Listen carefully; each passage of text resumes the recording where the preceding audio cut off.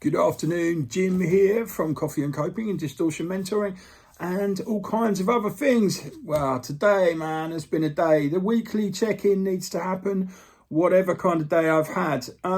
This week has been majorly successful for our charity.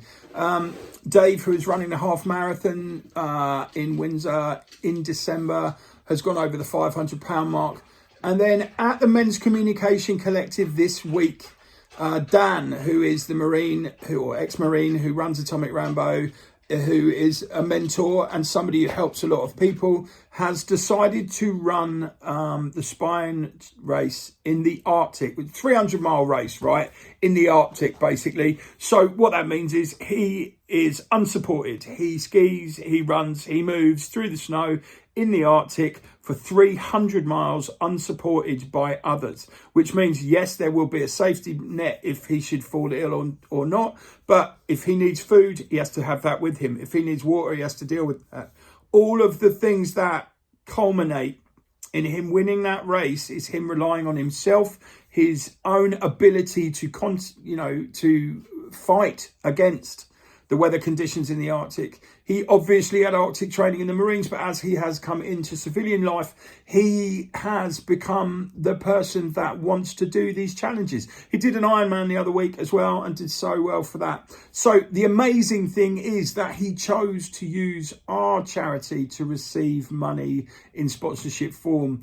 For that, Dan, thank you so much. That means so much. But also what that means is that somebody that I trust and respects my charity enough to want to put his name next to it. And yes, the money is helpful, but that trust and that respect means an awful lot. This week for me personally has been difficult. We've got a lot going on and stress is really starting to creep in a little bit. Today, at work, juggling, the boiler had gone. One of the clients had removed some fixtures and fittings, which was dangerous. And, all of that on top of the fact that I've got clients today and the group. And there's a lot of people who need my attention. And it really came through today that maybe I need to set better boundaries, but also set myself definite times for contact, which obviously I do. But, there are people who need me and I'm okay with that. I will tell you this, though. Me being at my drop-in today in the Ashley room with all of those amazing people around the table really de-escalated my stress. Talking to those guys, going through what they're going through, really made me see that actually things are okay for me and I can deal with things. I want everyone to know that the reason that I do this charity is not purely selfish giving. It's the fact that sometimes I need to belong to a community. All my life, I was looking for that. Be that in biker groups, criminal organisations, groups of drug addicts, or bands and family. I have always searched for a belonging. And through my own creation of Copy and Coping and Lee and I and George's ability to do the podcast, it makes that community important for us now too, but on our terms.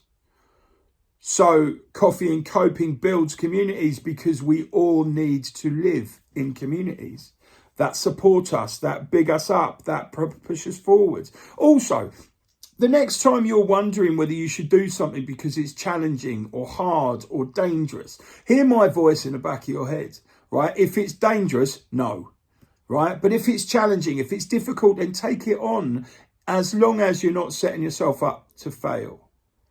If you genuinely believe you can do what you're going to do, then please go ahead and do it. There is absolutely nothing to be gained from standing backwards going, I can't do that. Try it out. The worst that can happen is you don't make it, but you can try again.